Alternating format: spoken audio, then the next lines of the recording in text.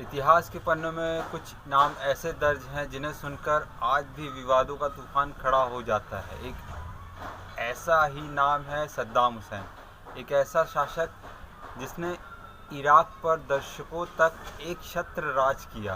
किसी के लिए वो एक नायक था तो किसी के लिए एक क्रूर तानाशाह। आज हम उसी सद्दाम हुसैन की ज़िंदगी के अनछुए पहलुओं को खंगालेंगे, उसकी सत्ता के गलियारों से गुजरेंगे और उस दौर के इराक की तस्वीर को समझने की कोशिश करेंगे।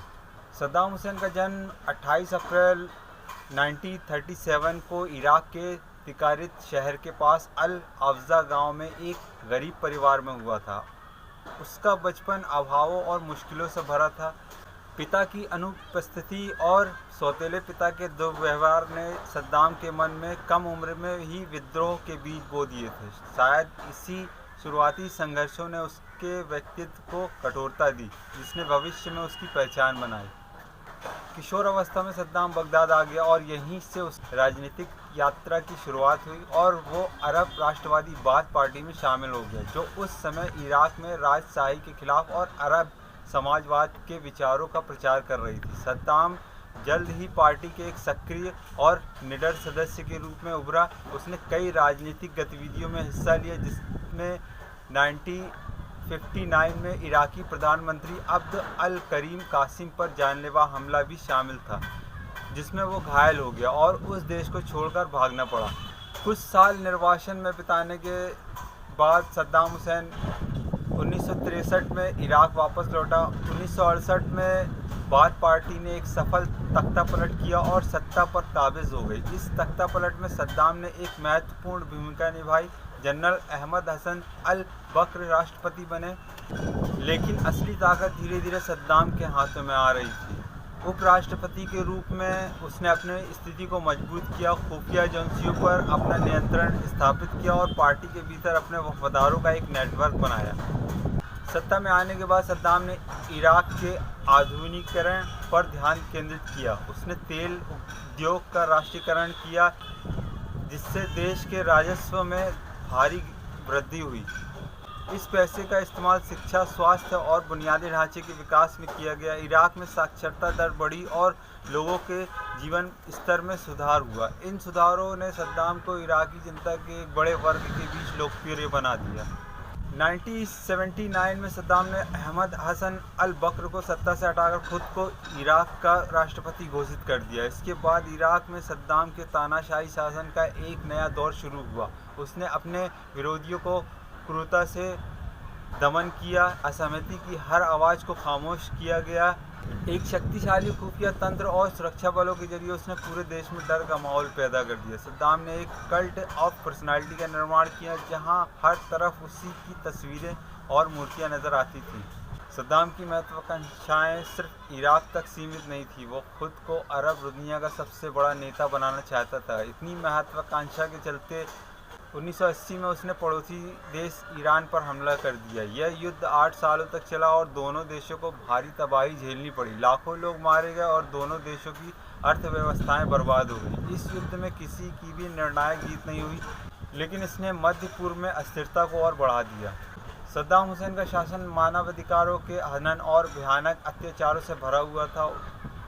उसके सबसे क्रूर कृत्यों में से एक था 1988 में कुर्द शहर हल्बजा पर रासायनिक हथियारों से हमला। इस हमले में हजारों निर्दोष नागरिकों, जिनमें महिलाएं, बच्चे भी शामिल थे, मारे गए। इसके अलावा उसने कुर्द लोगों के खिलाफ अल अनफाल नामक एक अभियान चलाया, जिसमें अनुमान के मुताबिक 1,82,000 से अधिक कुर्दों का नरसंहार किया गया।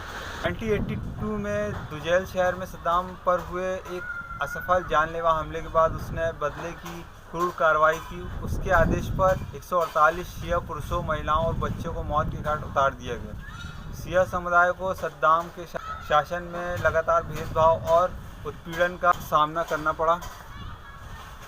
अगस्त 1990 में सद्दाम हुसैन ने एक विनाशकारी कदम उठाया। उसने तेल संपन्न पड़ोसी देश कुवैत पर आक्रमण कर दिया और उसे इराक का 19वां प्रांत घोषित कर दिया। इस घटना ने पूरी दुनिया को स्तब्ध कर दिया। संयुक्त राष्ट्र ने इराक पर कड़े आर्थिक प्रतिबंध लगा दिया और अमेरिका के नेतृत्व में एक अंतर्राष्ट्रीय गठबंधन ने ऑपरेशन डेजर्ट स्टॉर्म शुरू किया। कुछ ही हफ्तों की लड़ाई के बाद इराकी सेना को कुवैत से खदेड़ दिया गया।